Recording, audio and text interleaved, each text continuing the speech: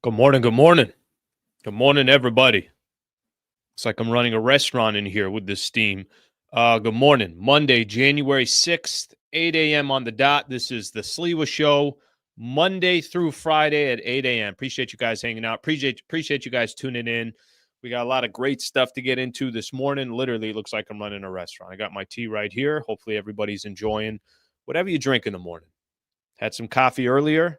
I'm about a 1 to 2 cup of coffee a day guy, but one right in the morning, and then I followed up with some tea. So just took it out literally. I mean, as you guys can see how piping hot this thing is, just took this thing off. Thank you for being a part of the show. So this is the first Monday that we have as part of 2025. So everybody now, I'm sure, starting to get back into the groove of things, get back into the swing of things. Here, man, we still pumped a lot of shows during the holidays. Enjoy doing it too. There were a lot of good stuff to talk about. I mean, around the holidays, there's always, obviously phenomenal sports going on. So enjoyed giving you guys some content here over the course of the last couple of weeks. But I do know for everybody else, everybody's kind of starting to work their way back into work. So welcome to the show. Welcome back. If you haven't been here in a little bit, if you've been hanging out over the last couple of weeks, thank you very much for doing so. I appreciate you guys doing it. All right, I'm going to get into the topics in just a second to kind of give you guys a quick rundown. Quote of the day: the purpose of life is to know yourself, love yourself, trust yourself, and be yourself. Phenomenal quote there. The purpose of life is to know yourself, love yourself, trust yourself, and be yourself. So, yes, do we come on here and spend a lot of time talking Lakers and talking sports and talking NBA? Sure. But hey, if we can give some value to people outside of that by finding a good quote every morning, then let's definitely jump on that and let's do so. Okay. Let me just get to a couple of these comments here. I know a lot of people. Let everybody. Good morning. Good morning, Slee. Morning, Big Slee. Blessing Sleewa. Somebody's got their green tea going right now. I do appreciate you guys all tuning in, and good morning to all you guys as well. One of the things I do enjoy most about doing the show, it's phenomenal, the chats here that we have going on, everybody kind of interacting.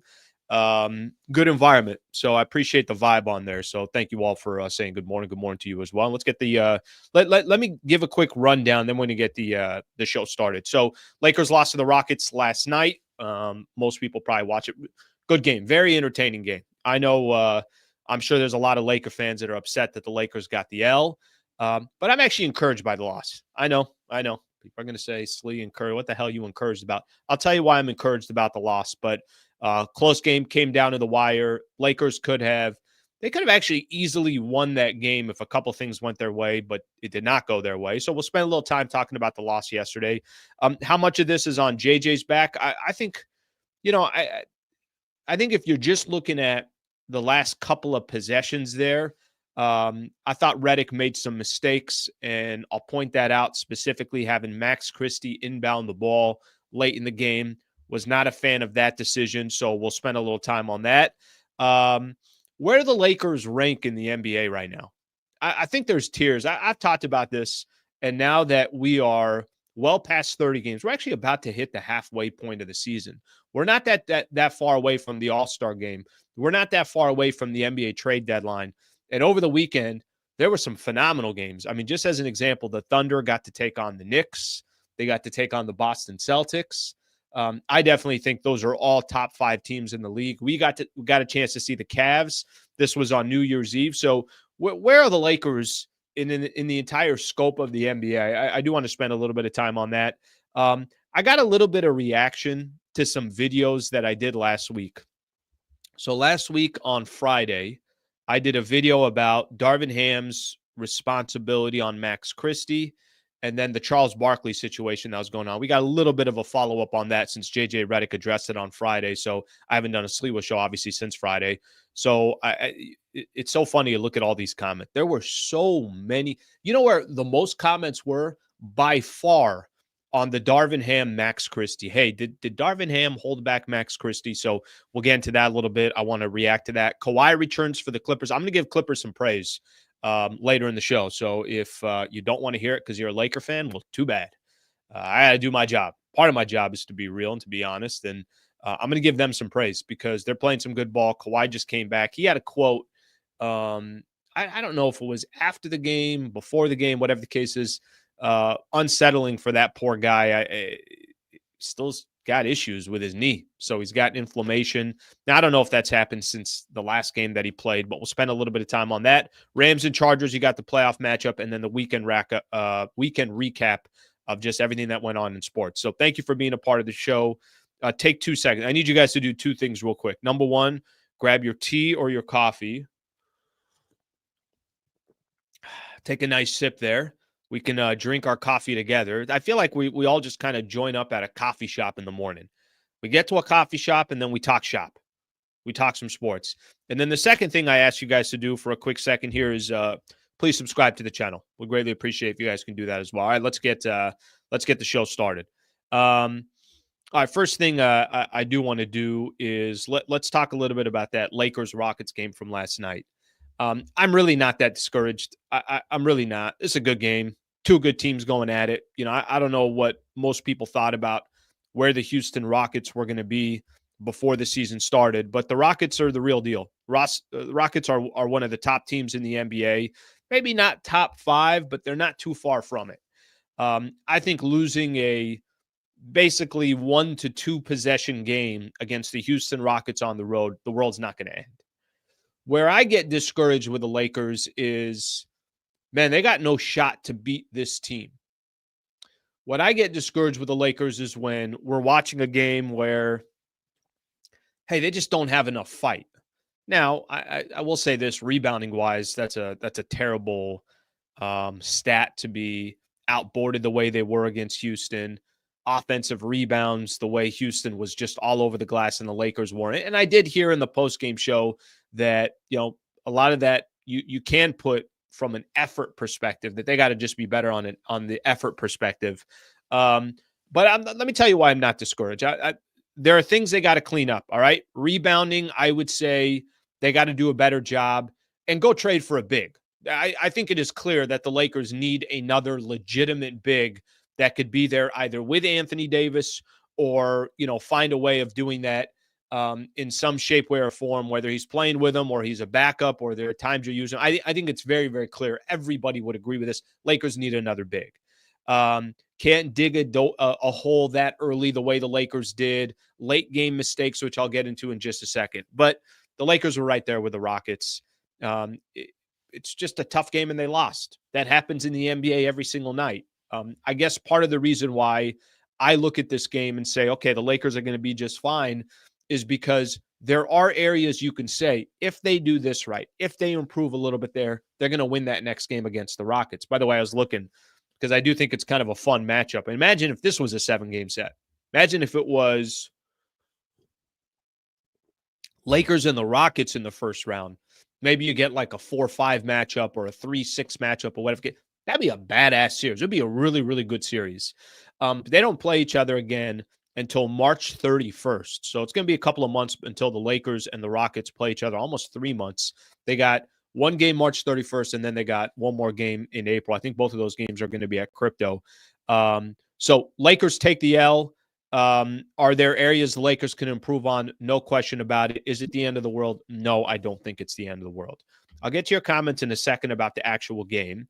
But I want to play for you guys here real quick because towards the end of the game, Lakers had 3 turnovers in a row. One was an offensive foul. Actually, 2 of them were offensive fouls. One on LeBron, one on Anthony Davis. But I think the play that stuck out to me the most, Lakers down 3 with about 6-7 seconds left in the game.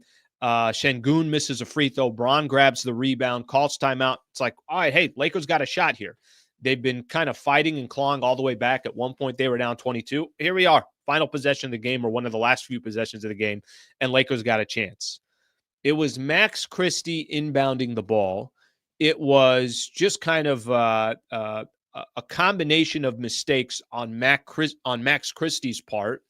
And I don't know how much I want to throw on Max Christie. I think Max Christie certainly has got to be better. I think for me, I didn't like J.J. Redick putting Max Christie in that situation. I'd preferred he gone with a vet. So those who saw the game know exactly what I'm talking about. Let me play for you, because I think you guys can, see it yourself as well if you have not listened to JJ Redick's reaction to it. So let me get I got it queued up here. The question's going to be from Dave McMenamin. It's going to be specifically on the inbound play from Max Christie. And take a listen here. Here's JJ Redick talking about it. You guys are down. It was 7 seconds to go. Max is trying to inbound it to LeBron. We have actually 4 ATOs we didn't execute, and that's shocking to me. So we came into this game number 2 in the league. And ATO, by the way, after a timeout. So when he says they had 4 ATOs they didn't execute, I'm assuming what he's referring to is there were 4 different times during the game that he had drew up some kind of a play after a timeout and the Lakers didn't execute. Keep listening to. PPP on ATOs, we've done great all year. Three times before that, I didn't do what we were supposed to do. I mean, I don't know. That's hard.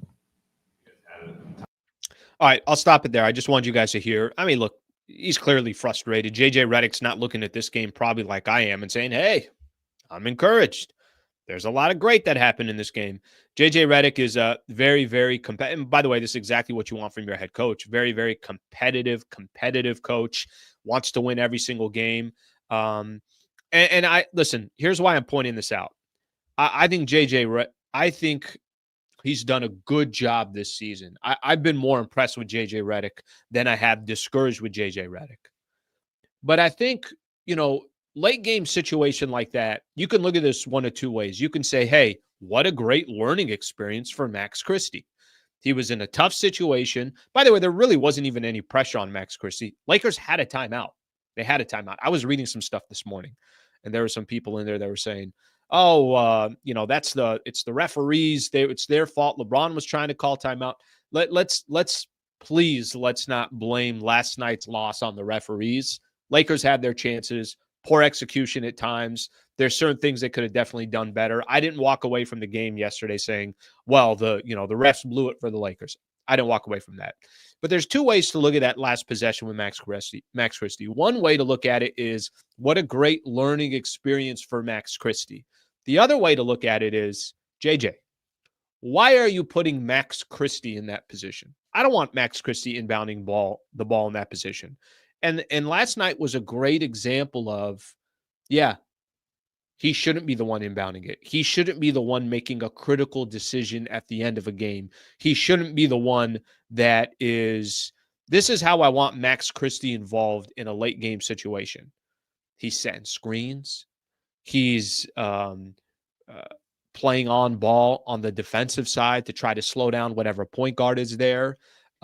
He's crashing the glass. That's how I want Max Christie involved. Where I don't want Max Christie involved is in a play like that. So I put that on JJ Redick. I do. I think that is on JJ Redick. If you told me Austin Reeves was inbounding the ball, cool. If you told me Anthony Davis was inbounding the ball, cool. If you told me LeBron was inbounding the ball, because I know he's going to make the right decision, and then maybe he's going to get the ball right back, whatever the case is, cool. I don't want Max Christie in that. You can put, even if it's Rui Hachimura, you could put Rui in there because he's not 21 years old. He's been in the league for long enough. So that was one of my takeaways. I think JJ Redick's done a good job this year. I think JJ Redick is better than I thought he was going to be, but I also thought JJ Redick made a mistake last night. Is it amplified because it's the final possession of the game? Sure, it is amplified. But at the end of the day, I think for the Lake Show and I think for the Lakers, I think that was a possession that if they could have back, they probably would have back. And all Max Christie had to do was either inbound the ball or call timeout. He had both options. He did not call timeout, and he threw the ball to the wrong team. So I'll put that one on JJ. Like I said, I give him praise. I think he's done a phenomenal job so far this year, but I was not a fan of what he drew up right there. Let's take a look at some of these comments here, and then we'll keep going here. They've probably practiced that ATO play with Christie inbounding the ball. Let me say something. There are certain players that you want to have doing certain things late in the game. I'm just not comfortable that it's Max Christie. Just not. I think this is just part of the development of Max Christie. Lakers have plenty of guys that can make that big decision towards the end of the game. And there's a perfect example for it. Max Christie didn't even use the timeout that he had. So I think that's I think that tells it all right there. LeBron trying to call a timeout in that possession really just kind of tells you the player who's trying to get the ball is not supposed to be the one that calls timeout. That should be Max Christie, or that should be your head coach. Problem is on the opposite side. I don't know if there's a ref right there. Maybe he's getting right in the ref's ear, and the moment something happens, he calls timeout. But that's not how I look at it. All right, let's see another one here. Wasn't it Max the one who got the ball to AR versus Golden State for the game winner? Brian, I'm not 100% sure. And by the way, it very well could have been. And if it was, awesome. Then don't make a mistake late in this game. Right? Because I can have an angle on this as well and say, okay, he did something right in the game against the Golden State Warriors. And that play, by the way, wasn't even for Austin Reeves. It was actually for LeBron. The play kind of broke up and he got whatever he got. And again, I want to go back to this. I don't want to make it sound like the world's going to end, but I'm also going to be critical where I thought, how the Lakers, part of the reason how they lost that game yesterday, that was one of the ways. You guys remember after Max Christie dropped 28 in a game. And we praised him. We did videos and, we're talking about, oh my gosh, look at this guy's development. And I loved what LeBron said. LeBron said he had a critical mistake against the Oklahoma City Thunder where he fouled and he shouldn't have fouled. Lakers were out of timeouts. So they had a critical turnover that the Lakers had, and it was on Max Christie's back. And all right, let me see here. Something going on here with Twitter. All right, leave that alone. He had a critical mistake, and Bron even mentioned he learned from it. He had more opportunities. I'm not telling you the world's going to end for Max Christie. What I'm telling you is I would just have preferred that it was somebody else that was inbounding that ball. All right, let's get one or two more comments in here, and let's go. All right, a couple people agree with me. Some people don't, which is fine. I think that's completely okay. I think some people look at it a certain way. I'm obviously looking at it the other way, where I want it to be more on JJ's back than the player's back because that player was Max Christie. Bonehead play by Max. Call a timeout or pass, 100%. He's got, but I guess that ultimately is the reason why I'm bringing that up, is because I think he does have to make a decision on the fly there, and certainly he didn't have the experience to go make it happen. You can't make that mistake again if you're Max Christie, and we'll see if they put him in that position again. All right, let's keep things moving here.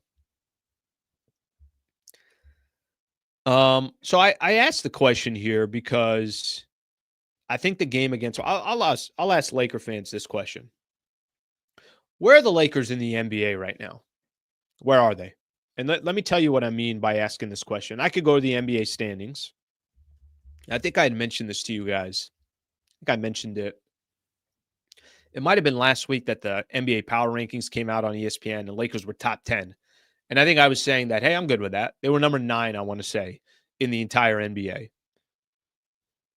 They've got a chance these last couple of games they've played, a tough game against the Cavs and a tough game against the Houston Rockets, and they lost both of those games. I think if I said right now, are the Lakers a top 5 team in the NBA? Which I would qualify top 5 as being tier 1. If you look at the NBA as tiers. Would you say that the Lakers are a tier 1 team in the NBA? I don't think so. Doesn't mean they can't potentially get there. Now, we'll see how they would actually accomplish that.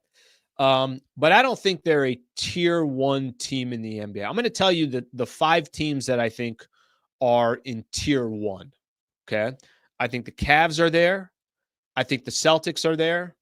I actually think the Knicks, if they're not there, they're on the fringe. They could definitely be a tier 1 team. They got so much talent on that team. OKC is obviously there. You pick between Houston and Memphis, whoever's healthy. And And if I said I'm just taking 5 teams, Dallas, because Luka's out, I'm taking them out of the mix. I don't think the Lakers are a tier 1 team. And I don't think too many people are going to argue with that. The question then I think becomes, all right, well, can the Lakers become a first-tier team? Okay, let's say how that could potentially happen. Here are a couple ways that can happen. I think they 100% need to go make another move. All right. I think the trade for Dorian Finney-Smith, I'm a fan of. I talked to you guys about that. And even though Dorian Finney-Smith has got off to an okay start, it's been nothing crazy. It's not like people are walking around and saying, oh my gosh, we just fleeced Brooklyn. I don't think it's that. But I think Dorian Finney-Smith, as the season progresses, I think he's going to show his value. And then hopefully come playoff time, he's going to show value as well. Okay, so then are the Lakers if they're a second-tier team, and that's where I would put them. I think, the second tier in the NBA is teams like Orlando, if they're healthy, teams like Denver, teams like the Clippers. I clump all those teams together where you're not 100% sure what you're going to get from those teams every single night, but they also have the capability of beating anyone on any given night. So how do the Lakers go from where they're at today to potentially a tier 1 team in the league? I think the only way that can happen, and by the way, it could just not happen, and you're just depending on getting into the playoffs, and you hope matchups go your way, or you hope that certain teams aren't 100% healthy, or you just catch lightning in a bottle, and then all of a sudden the Lakers go off and they look fantastic for a stretch of a month or whatever the case is. But I think the only way they get even close to that tier 1 area, pretty much everything's got to go their way. They're going to need to make one more trade, like I mentioned. They got to go get a big. Tomorrow, I'm going to have Jovan Buha on the show, and we're going to talk a little bit more about that and just kind of potential trades. And I know that's been kind of a hot topic around the Lakers, but I'll bring this up to him as well. Is how do you get into that upper echelon? How do you get into that tier where everybody's like, damn, that's one of the teams to beat?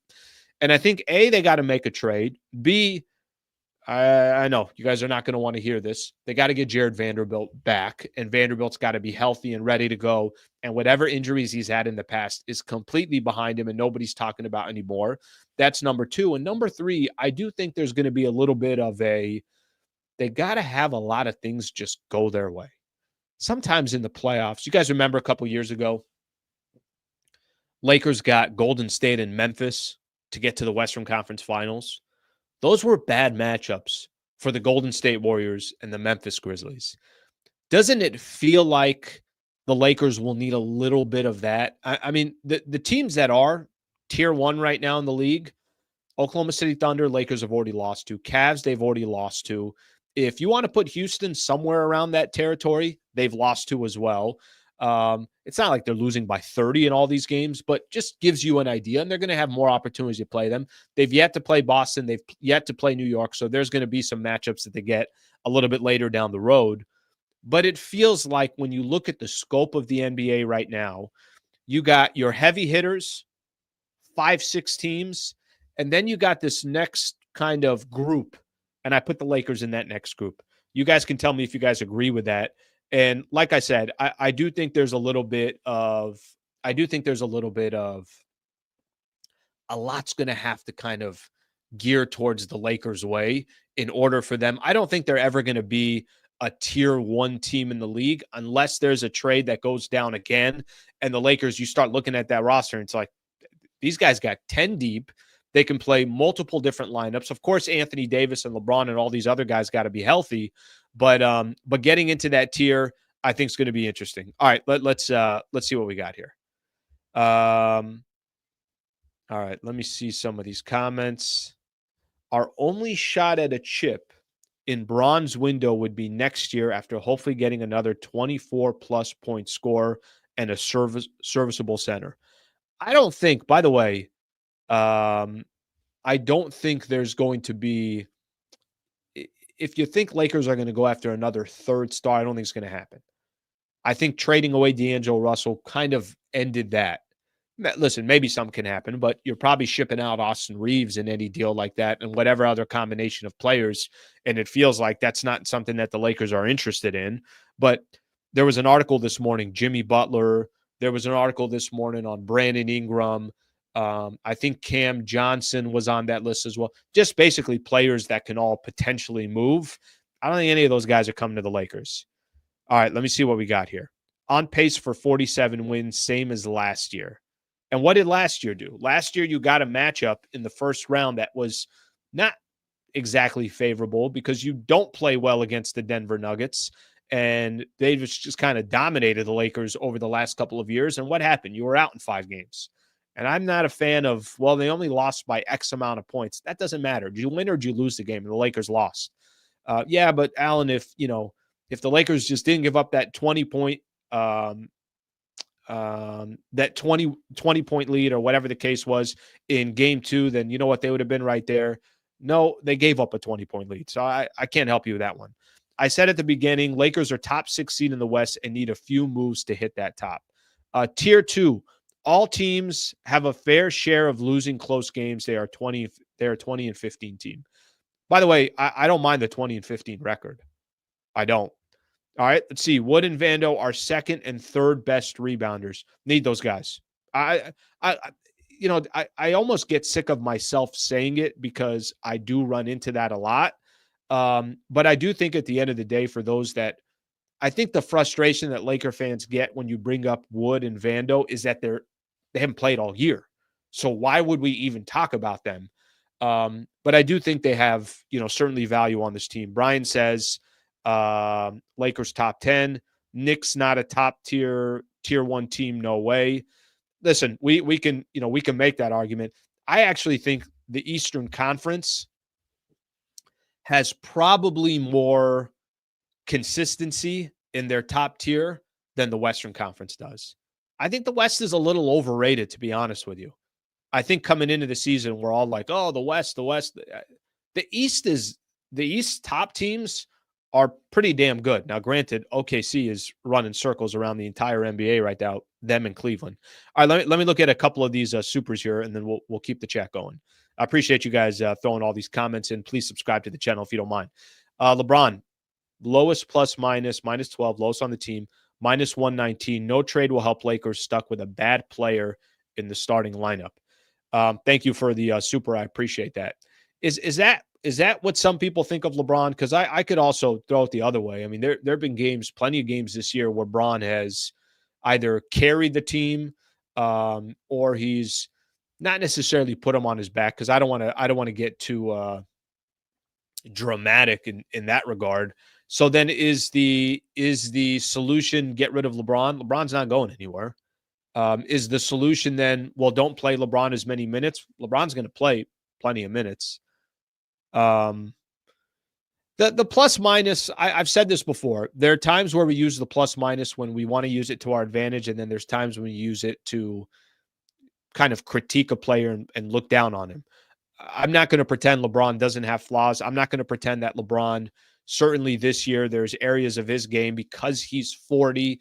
There's also times where it's like LeBron's still making it happen and still doing it. All right, let's do Northborough AES. Thank you for the super, brother. Bad lineup to start the fourth and didn't bring Bron back fast enough in the fourth. And when Dorian Finney-Smith replaces Rui, the Ham prophecy will be fulfilled.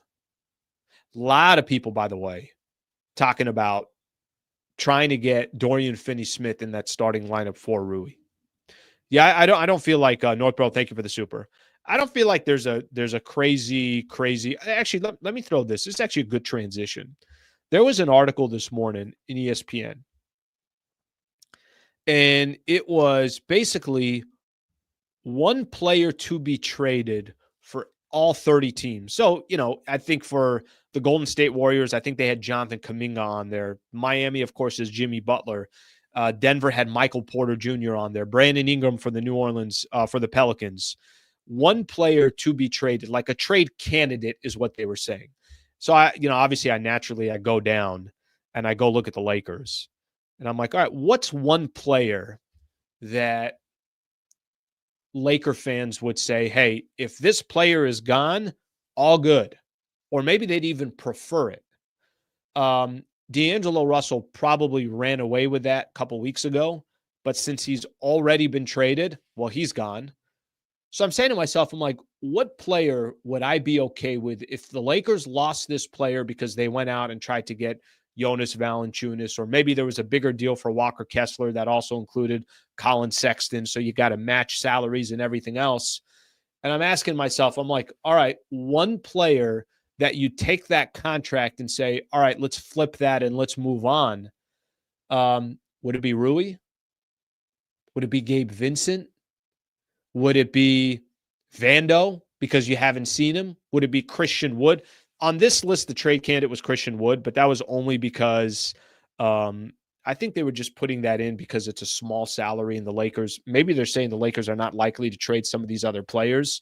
And if you guys remember last week, Eric Pincus came on, and when he came on, the conversation was predominantly Walker Kessler, Christian Wood, and then Lakers throw in some draft compensation. So it wasn't around a bigger deal. But for me, if you said on all the players on the Lakers roster, I know Rui seems like the easy one to call out, but for me, I think it's Gabe Vincent. I mean, what really has Gabe done since he's been with the Lakers? And he's making $11 million a year. Rui's making 17 a year. Don't get me wrong, but I've seen many more moments with Rui Hachimura contributing much more than Gabe Vincent. I mean, and listen, Rui's frustrating. Don't get me wrong. I've had plenty of conversations with Laker fans on here about the frustration of Rui's inconsistencies. But at the same time, I look at Gabe Vincent and Rui Hachimura, when I look at those two players. Now, can you get more back? Probably with Rui. You're giving back more money, so maybe the caliber of player you're taking in is even better. But Gabe Vincent's done literally nothing for the Lakers in a year and a half. And I haven't looked at the comments yet. Part of me thinks there's going to be a lot of people that are quick to say, no, Rui Hachimura. Yes, Rui Hachimura's got to go. But I'd rather take my chances with Rui in the lineup, and you're using him a little bit more strategically, and you're saying to yourself, okay, if we got Rui, there's a little bit of size. Maybe it's going to be one of those nights for Rui where he does go 3 of 6 from the three-point line.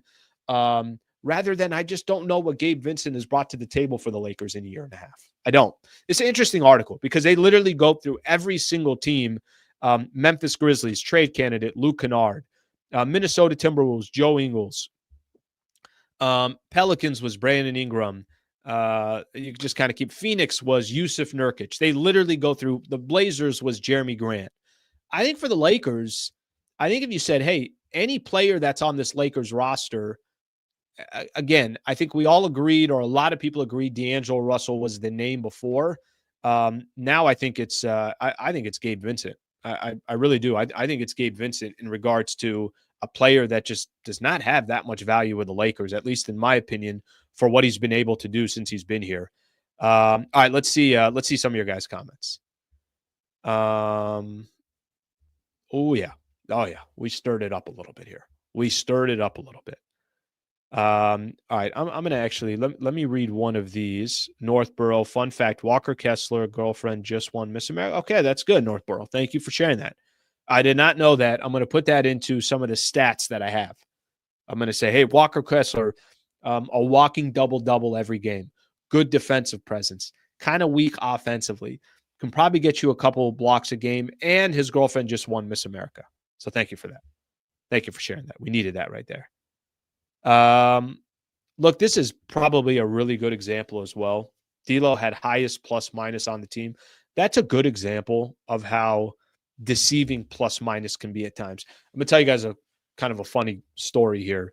And then I'm going to get into, who you guys think from the Rui side or whatever player. I remember there was a time where I went to cover a Team USA game, and I predominantly went to the game because I can't remember, was it in Anaheim? I can't remember where it was. But the reason why I went is because Kuz was on the Team USA team. It was like a preliminary or whatever it was. And I remember Popovich was the coach at the time.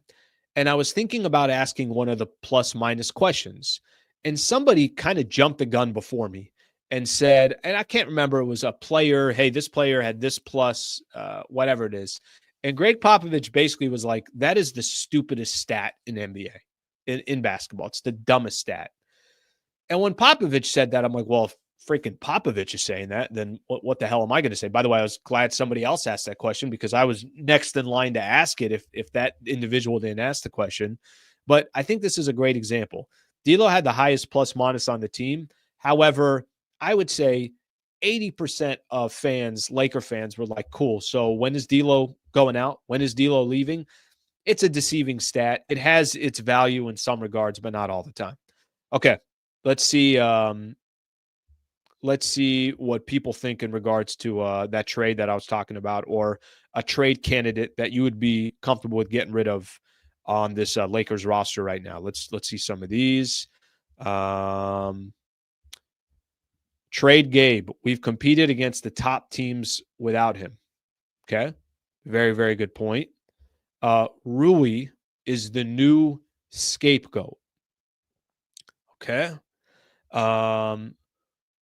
Rui and Reeves for Fox. I'll tell you who's not going to do that deal. The Sacramento Kings are not going to do that deal. I just want an idea. Okay, here's another one for Rui. I'm just curious to see how Laker fans feel about the idea and the concept. Nobody wants Gabe Vincent, okay? Rui trashed the problem with the Lakers fans. Love your favorite players by heart. Then getting mad when the business doesn't work out. Gabe and Vando are dead money right now. I saw Gabe highlights from his Miami days, and he was looking like Iverson. He's done nothing with the Lakers. Literally, he's done. I think Gabe Vincent, who's been out for the last couple of games, this is actually a great example. He's been out for the last couple of games. Have you really noticed him being out? I haven't. That's when you know a lot about a player and a player's value, is when they're not on the floor. Are you saying, got to get that guy back in? There was a game Lakers had against Atlanta a couple games ago. It was a home game. And Austin Reeves was out of the game. And I found myself, while I'm watching the game, Redick put Reeves in. You got to have Reeves in. I mean, guys like Anthony Davis, of course, you're always going to know the value there. But it was one of those moments where it's like, you got to have Austin Reeves in. Has anybody ever said that about Gabe Vincent? I don't think anybody has. Rui hits big fourth quarter shots. Listen, if the price of doing business costs you Rui Hachimura, all good. No problem. I don't think the world's going to end. But my issue is, if I'm looking at both of those players, those two specific players, Rui Hachimura and Gabe Vincent, I'm not really hesitating on that one. Let's see what else we got here. All right. Mac Mall loves Rui. Rui has way more upside than Vincent. I like Rui. Rui plays like he's 6'1". Yeah, that part is interesting to me, how Rui, with his body, with his size, he's got, I've said this before. I remember when the Lakers traded for him, I'm like, is that not the perfect NBA body? The guy almost looks like he's almost got the physique of like a Kawhi Leonard, but obviously his game does not compare anything to that. All right, that gives us an idea. All right, that's kind of a interesting conversation out of nowhere. I didn't think that was going to get where it got to. Rui got overpaid. He did get overpaid. But I'd rather have Rui than Gabe Vincent if you're asking me between those two players. Let me get one more super here, and then let's keep things moving. Tommy, thank you for the super, brother. I appreciate you. General Manager Sliwa. Yep. If I was the general manager, do you know how quick you guys would ask for my head? You guys would be like, this guy's got to go. This guy's got to go. He's got to go. All right, let's keep things rolling here. I appreciate you guys hanging out, and thank you for the supers. Thank you for all the comments, whether it's a super or not. I'm going to come off gear here for a quick second off the Lakers. So you guys saw one of my topics here was Kawhi Leonard returns. We can always go back to some Laker stuff later, but I want to keep the show rolling here for a quick second. Kawhi Leonard came back. I was at my brother-in-law's house on Saturday, and we were kicking back. NFL games had just finished. There was literally one sporting event left, and it was the Clippers taking on the Atlanta Hawks, and it was a second of a back-to-back. Lakers had just played Atlanta on Friday. Now the Hawks got to take on the Clippers on a Saturday. I had no idea it was Kawhi Leonard's return. I had no idea. Maybe shame on me for not paying more attention to it, but Kawhi Leonard returned. He hadn't played in 253 days. Okay. They ended up blowing out the Atlanta Hawks. And the Clippers right now, I mean, you go to the NBA standings, the Lakers 20-15, the Mavericks 20-15, the Clippers 20-15. I'm going to give the Clippers praise here in just a second, but let me go back to Kawhi here real quick. So Kawhi comes back, scored 12 points. I think he had a minute restriction of 20 minutes, so he ended up playing 19 minutes, 20 minutes, whatever the case was. And it's the first time that you got to see Kawhi Leonard in the new arena, into a dome. It's the first time you got a chance to see him this season. Okay, a couple things come to mind. First off, the fact that the Clippers are 20-15 when they did not re-sign Paul George. They let him obviously walk. He goes to the Philadelphia 76ers and goes and signs a big contract with Philly. And the fact that Kawhi Leonard has not played in the first 35 games or 34 games for the Clippers, and that squad is 20-15. I don't care if you're a Laker fan. I don't care if you hate the Los Angeles Clippers. That's impressive. That's very, very impressive in the Western Conference that the Clippers, I'll say it again, last year they were playing with James Harden, with Kawhi Leonard, with Paul George, with Terrence Mann, with Norman Powell, Ivica Zubac. Obviously a lot of good players on that roster. They lose Paul George. Kawhi Leonard doesn't play for the first 34 games, and they got the same exact record as the Los Angeles Lakers. And that's the Lakers with having Anthony Davis available, having LeBron available, having Austin Reeves available. I mean, really, the injuries that the Lakers have been role players. It has not been any of their stars. That's impressive. That's good coaching by Ty Lue. That's, do I think that the Clippers can actually hang and compete for an NBA championship? No, I don't. Not with the roster that they have. Can they be a headache in the playoffs? Sure, they can probably be a headache in the playoffs, but that portion is impressive. I read a quote here from Kawhi. I'm going to read this to you guys here real quick because it really makes me feel bad for Kawhi Leonard, and it also probably doesn't add any comfort for Clipper fans out there, and doesn't add any comfort for, Kawhi Leonard in their situation. Here's a quote. Quote said, he said the goal...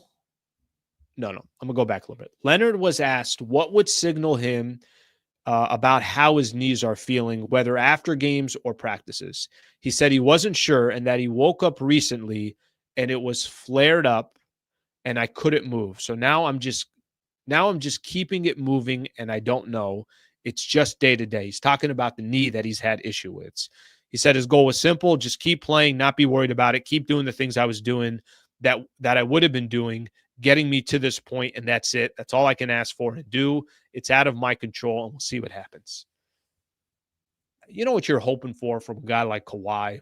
Obviously been in the league for a long time, 2-time finals MVP, but he's also known for he's not available. Granted, last year, I think he played 66 games last year, so that's obviously impressive for Kawhi. But damn, you know what he didn't say in any of those quotes? Nothing that came from Kawhi Leonard. Nothing came out of his mouth of, guys, I've never felt this good. Whatever I had before is completely behind me. I'm 100% healthy now moving forward. And I don't feel like I'm going to have any issues moving forward on this team or on the squad or with this specific injury. He didn't say that at all. He said recently it flared up again. And he just basically said, it's out of my control and we'll see what happens. That's got to be concerning. I feel bad for Kawhi Leonard. I did want to put that in there, I think he only played 3 minutes maybe in the second half, but he played 19, 20 minutes total right around there. Obviously, if the Clippers are going to make any noise, they got to have Kawhi Leonard, but they're still 20-15. Still 20-15. Same record as the Lakers without two of those main players being on the squad this year. I'm talking about Kawhi Leonard and I'm talking about Paul George. They got a game coming up. I mean, it's not going to be too long. Finally, the Lakers and the Clippers will face up here pretty soon. It's funny too. Every time I see Laker fans always saying, every time I see Ivica Zubac, I'm like, wait, you know who would probably really be able to help the Lakers right now? Probably Zubac. They could probably really use a player like Zubac. And, as we sit here and we're talking about, Lakers need a big, they need somebody that could be a presence down low. They need somebody that could be just a good defensive player. It's like, yep, they had that guy. They had that guy at one point. It was Zubac. All right, let me look at some of the comments here. Take a look at some of the comments. Keep going here. Reminds me of D Rose after he won MVP.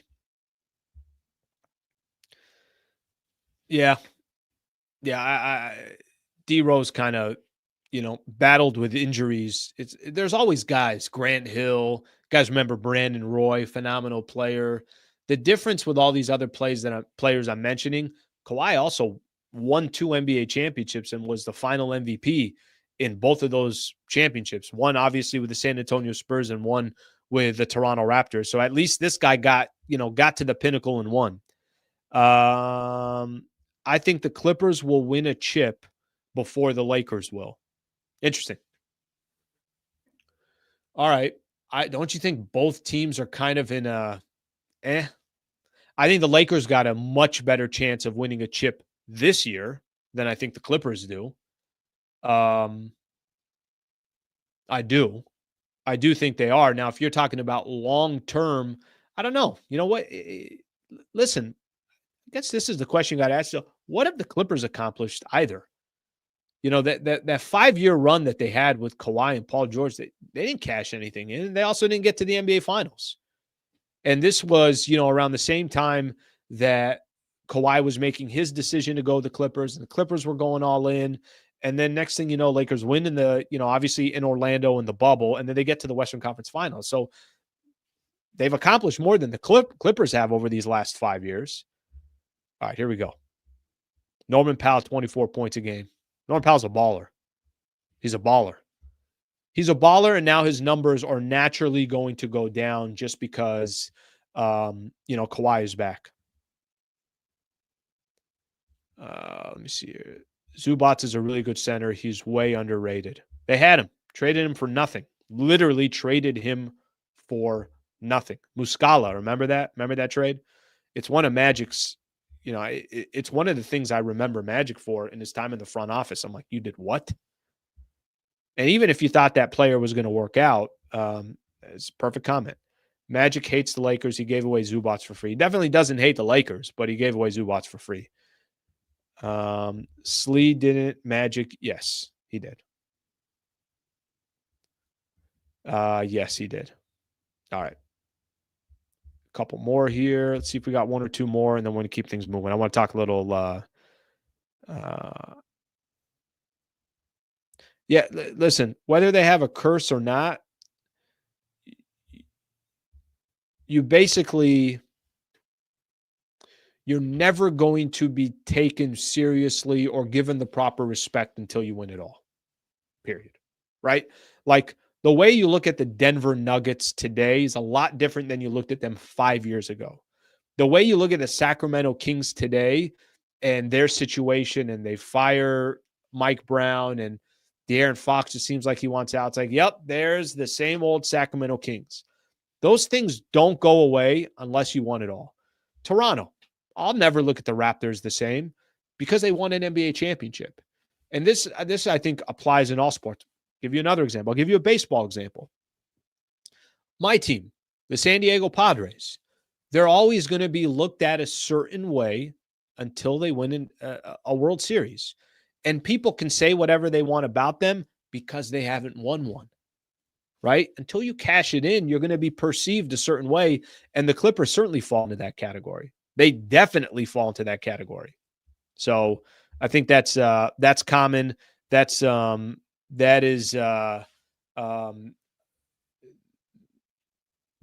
expected, I think is the right way to put it. That's expected. All right, let's keep things moving here. I do got a couple things here on the NFL that I want to get into, and then I got the weekend recap here, but I'll still get to some of your questions. If you guys got any questions or comments or anything along those lines, we'll do that. Actually, I'm sorry. I got one more thing before we get to the NFL. Do you guys remember last week we had that whole saga with Charles Barkley and JJ Redick. JJ did address it, and he didn't spend much time addressing it, but he addressed it real quick on Friday. I can't remember if it was before the game or after the game. Kind of irrelevant, but let me get this, and then I'll get into some of the NFL stuff. So we all know what happened. Barkley's coming out and says, if you're going to come at the king, you better not miss. I got your games coming up. Basically, what he's saying is the Lakers are trash, and they got rid of two good coaches. And the good coaches he's talking about is Frank Vogel and Darvin Ham. I don't know how he can compare Frank Vogel and Darvin Ham, but that's fine if he goes and chooses to do so. So JJ Redick was asked about the comments that Barkley made. It was all over the place. Obviously, it was all over social. It was all over a lot of the networks. A lot of people were talking about it. I was doing the same. I was talking about it as well. JJ Redick basically said he literally doesn't care. He doesn't care about what Charles Barkley said. Those were his comments. I literally don't care. He said he didn't make it through the entire clip. And he said, my resting heart rate is 64. I watched the clip. It was 64. Literally don't care. I have other thoughts, but don't care. This is going to die down. And the only way it comes back up, this conversation comes back up, is it's basically up to Charles Barkley. So here's what I would watch. Here's what I would look for. I would look for that the next game Lakers have on TNT. Let me actually see if we can, if it will show if I go to the schedule. I don't know if it's going to show what network the game's going to be on. It does. Okay, here's a good example. Tomorrow night, we don't have to wait very long. Lakers are playing the Dallas Mavericks on TNT. I don't know when Charles Barkley will address it again, but I'll tell you strategically where I think he will. I think he's going to address it when the Lakers get their asses kicked again. And when they get their asses kicked again, then I think he's going to conveniently mention, yeah, remember what I said before? You guys are trash. This is not a good team. JJ Redick, if you come at the king, you better not miss because I'm covering your games. Will he do it tomorrow? I think Lakers are going to beat Dallas tomorrow. There's no Luka, and that obviously changes everything. And they've kind of been in a free fall since Luka is out of the lineup with that calf strain. He's probably going to be out for 30-plus days or whatever the case is. This will come up again at some point this year, but it's not going to be JJ Redick or someone from the Lakers that brings it up. Well, definitely not going to be JJ Redick. It's going to be when Charles Barkley lays into the Lakers again and says, I told you, JJ, I told you, JJ. It's going to be one of those situations. Ironically, Lakers got the Mavs tomorrow. Now, if they lost to Dallas without Luka, then Charles Barkley is going to probably take his shots. But if they win tomorrow, I don't think he's going to mention much. The next game the Lakers have on TNT is going to be in Boston or at home against the Boston Celtics. That's probably where he'll take some shots again. But I don't think anything else is going to come from JJ. I do think if anything does come, it's going to come from Barkley. When I put this video up last week and I cut the clip, so it was just this Charles Barkley video on JJ Redick, I asked the question, does Barkley have something personal with JJ Redick and with the Lakers? I feel like he does. I feel like he just doesn't like the Lakers. I feel like he doesn't probably maybe respect the organization, the direction that they're going. Clearly, maybe not the biggest fan of JJ Redick. Maybe doesn't like that JJ got the gig. Maybe doesn't like that the Darvin Ham was with the Lakers for 2 years and then he's out. I don't know what to tell you, and I don't know to tell you why or what the reasoning is, but literally so many of these comments that I was reading in the chat was a lot of people saying, yeah, he just doesn't like the Lakers, or it is something personal, or you know what else they were saying? Charles Barkley is an entertainer. And this is what Charles Barkley does. Because nobody at TNT is going to be upset of Charles Barkley saying what he did and all that attention that was going to Charles Barkley, to the TNT crew, and to TNT in general. That's why he is the king of the platform right now.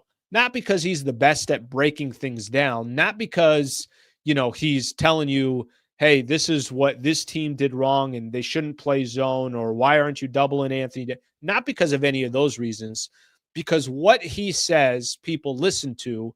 And when he says it, it's wildly entertaining. So that happened on Friday. And, obviously, because I didn't have any of my shows coming on, I didn't have any of the live shows. At least I had post game, but I didn't have any of these shows. I was like, all right, well, let me wait till Monday and we'll talk about it. But that's basically what came out over the weekend. Chuck is a jealous old head. He doesn't care.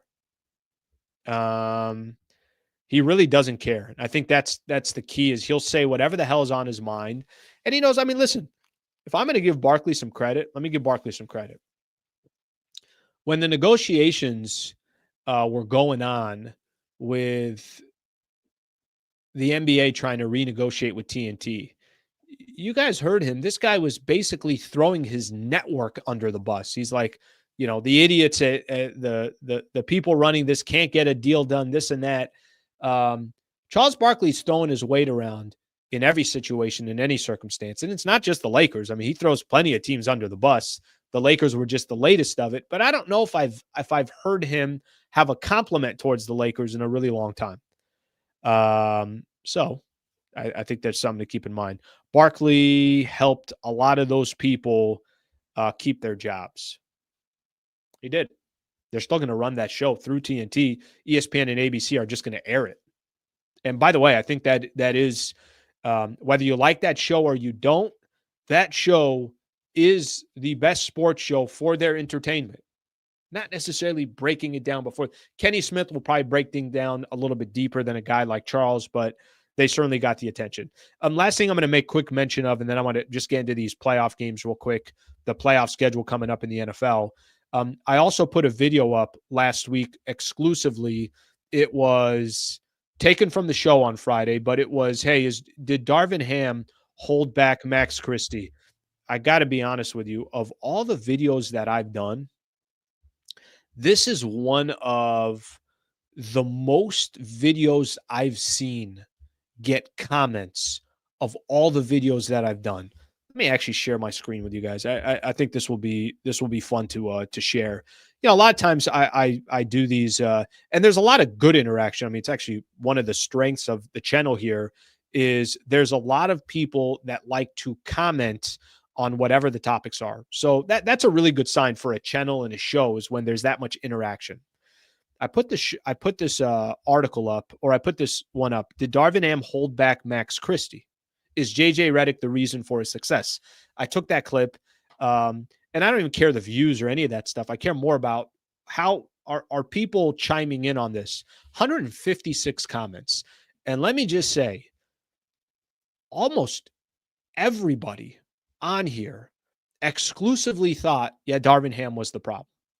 Now, I wouldn't go that extreme. I think it's part of also Max Christie is finding a way to, in his third season, he is getting more opportunities and probably more confidence with JJ Redick. But yes, Darvin Ham holding back. The simple answer is yes. Let's see. Ham did the same thing with Scottie Pippen Jr. Darvin Ham pulled a Del Harris, played vets to try to keep his job, and still lost his job. Damn, the Del Harris days back in the late 90s there before Phil Jackson came in. Yes, Darvin Ham did. I've always been a fan. Max showed potential. Love his confidence. Darvin Ham is on his short list of worst head coaches of all time. The people have spoken. That's all. That's the only point that I'm trying to get across. I feel like the people have definitely spoken in that regard. And a lot of people just thought, simply put, Darvin Ham held back Max Christie. So I just wanted to give a little bit of reaction to those two videos. I don't always do that, but when I feel like there's that much interaction, I do want to kind of go back a little bit and read some of the comments. So I wanted to do so there real quick. All right, let's jump to the NFL. How about this? I have a 1 hour show on YouTube. I go as long as I want, but a 1 hour show, I spent 59 minutes on the NBA. What do you want me to do? Okay, real quick on the NFL, the Rams and the Chargers. and then I'll do the weekend recap. I'll read a couple last comments, and then we'll call it a day here. Great start to 2025 here on this Monday. So I appreciate everybody. I know they're probably all running around. People are starting to get back to work. Traffic is probably bad again. But nonetheless, I appreciate you guys hanging out. So Rams and Chargers both in the playoffs. Rams are going to host the Vikings next Monday night football game as part of the wild card. That's going to be January 13th, a week from today. Rams, Vikings. The reason why they got the Vikings for a couple of reasons. Number one, they lost to the Seahawks. They didn't play anybody. And number two, Minnesota lost to Detroit last night in the Sunday night game. Rams already beat the Vikings earlier in the season. It was in week 8, 30-20. Rams are going to be dangerous in the playoffs. I actually like the group that they're in. They basically wouldn't have to face the Philadelphia Eagles until they got to the NFC Championship. And I'm not telling you that they're going to get to the NFC Championship, but what I'm telling you is Minnesota is 100% beatable. And I think Detroit is vulnerable in the playoffs. I do. I'm not Dan Campbell the guy's a wild card to me personally, but I think they're in the right group here to make it happen. Something that Sean McVay did last night, which I thought was very interesting. He decided he's not going to play his main players, period. I'm not playing them. Okay, but you do realize if you do win, you play Washington, a more inexperienced team, and it might be better off for the team. He's like, number one, I'm not dodging anybody. And number two, I don't care. I'm going to rest my guys and usually you see this happen, when you're trying to avoid a team. That's when you usually rest your guys or it's not that uncommon in sports. Last year, I remember a lot of Laker fans were saying in the play-in tournament, hey, lose to the Pelicans so that you can get the number 8 seed, and then you could play the Thunder rather than playing the Denver Nuggets. Laker fans were trying to dodge Denver. Maybe not everybody, but that was a conversation. Of course it was. And frankly, I understand where people were coming from. But McVay decided not to do that, and the Rams will be one of the more dangerous teams coming into the playoffs because of their experience, because of Matthew Stafford, and because of the foundation of that franchise, Sean McVay. So that's who they have in the first round of the playoffs. That's coming up next week, a week from today. Chargers on the other side. You guys know I'm a huge Houston Texans fan. When did I become a huge Houston Texans fan? When I found out the Chargers got the Texans in the first round. Chargers completely turned around their season as well. Why? Because Harbaugh's their coach, and he's a really, really good head coach, whether in the college ranks or the NFL ranks. And they got a game coming up at Saturday at Houston at 1:30. And I got to be honest, I like their path to trying to get to the AFC Championship. I'll tell you why I like their path, because I think they're avoiding the teams that give them most trouble. A team like Baltimore that is run the ball, play tough nose. That's actually what Philly is, which I think the Rams would be better off trying to avoid. So the Chargers will get Houston in the wild card round on the road. And if they win, and by the way, Houston, they lost 2 of their last 3 games of the season. Stephon Diggs out for the season. They're beatable. Houston's very beatable. If they do beat Houston, they get the Chiefs in the next round, who they took all the way to, they played a regular season game. I forgot what week that was, maybe 12, 13, whatever it was. And the Chargers lost by a field goal in KC. I'll tell you who won't be scared of playing the Chiefs is Harbaugh. So if they get past the Texans, that's what their route is. Pretty damn impressive if you ask me. Both teams in LA got a real shot of making a little bit of noise here in the playoffs. So we'll see what happens there. Rest of the NFL playoffs are set as well. That obviously came up last night. Ravens and the Steelers, I feel like, are playing each other for the 39th time this season. Bills-Broncos is the other wild card game. Rams-Vikings, I mentioned. Bucks, Commanders, Eagles, Packers round up the rest of the NFL games for the wild card. Last thing I'm going to get into here, and then we're going to call it a day. I do have a couple more comments that I'm going to read off, and then we'll keep things going from there. Last thing I'm going to read off here real quick. I don't know if you guys watched any of these NBA games over the weekend. You guys know the Oklahoma City Thunder have won 15 games in a row. Is anybody seeing what the Oklahoma City Thunder are doing in the NBA right now? They had a game on Friday night. They were taking on the two hottest teams in the NBA were the Thunder and the Knicks coming into Friday night's game. They beat the Knicks. How much did they beat them by? I want to double check here. They beat the Knicks. Was that game on Friday? Yep, on Friday night. They beat the Knicks by 10, 117 to 107. They dropped 37 in the fourth quarter to outscore them by 18, and they win that game. They dominate the final couple of minutes. Thunder beat the Knicks by 10. And then last night, they got the Boston Celtics, the other team in the NBA that everybody's obviously chasing. And everybody played for Boston. This wasn't one of those games, Jaylen Brown, Porzingis, Tatum, Derek White, Drew Holiday, everybody played. They beat them by 13. They outscored the Celtics in the fourth quarter 29-12.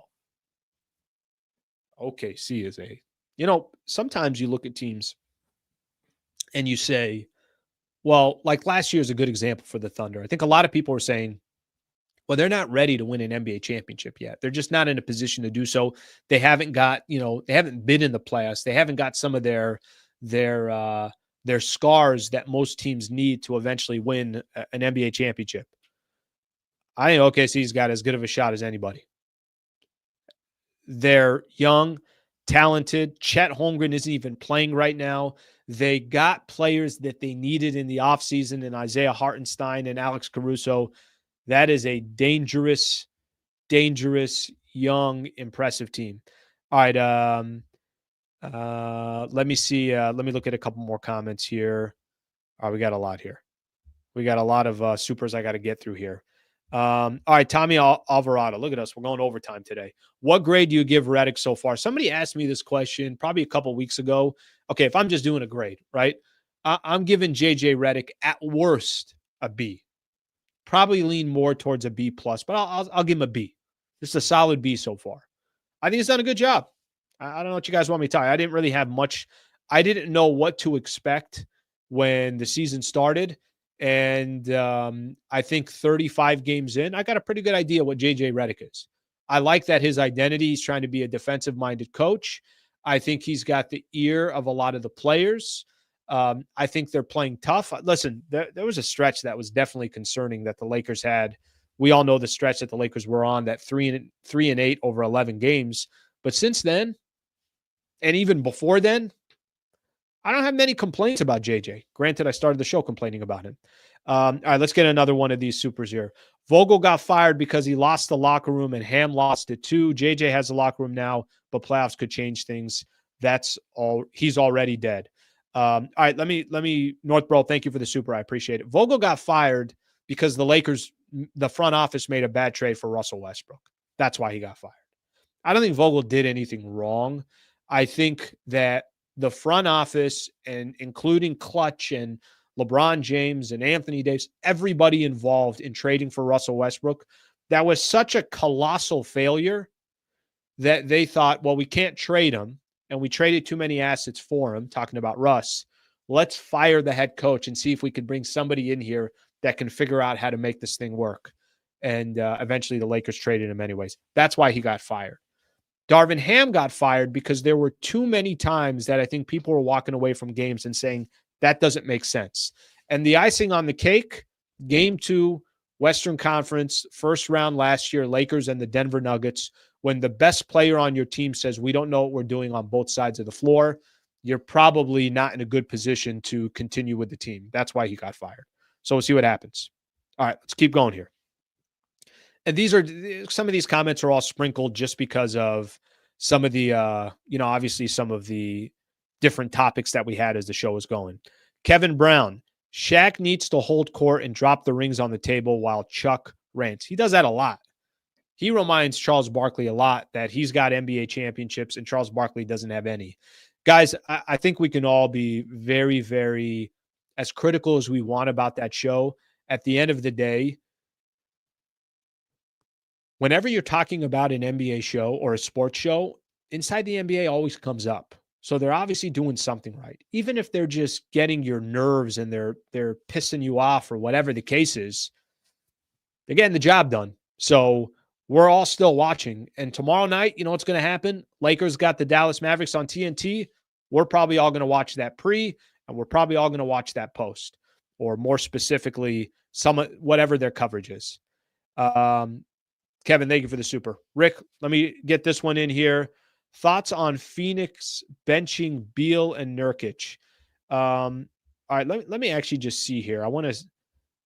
I was reading some story on that. What day was that? Was that on Saturday? Oh, that was the game against the Pacers. Guys, Phoenix is 15-18. That's why I'm gonna go back to this. The Western Conference, we thought, oh my God, look at the West. New Orleans got the worst record in the NBA. Phoenix, Sacramento, and Minnesota are either at 500 or below 500. The Warriors are 18-17. I don't think anybody's taking them seriously. I just don't think the West is what we thought it was going to be. Don't get me wrong. OKC, dangerous. Houston seems like a pretty good team. Memphis has to be healthy with Ja Morant. I still think they're beatable. Lakers have proved that Memphis does not match up well against the Lakers. Dallas, if they're healthy, watch out for them. But what do I think about Phoenix benching them? I think they're 15-18, and I don't blame, the Phoenix Suns saying, well, we're going to try something different. All right, let me get another super in here. Really appreciate all the supers, guys. It was very nice of all of you guys. Rui, Wood, Jalen Hood-Shafino, 2 first rounds for Cam Johnson and Sharp. Okay, let me put this way. And again, I'm just going to remind everybody, tomorrow I'm going to have Jovan Buha on the show. And tomorrow we're going to be talking about how do the Lakers put themselves back in that upper tier.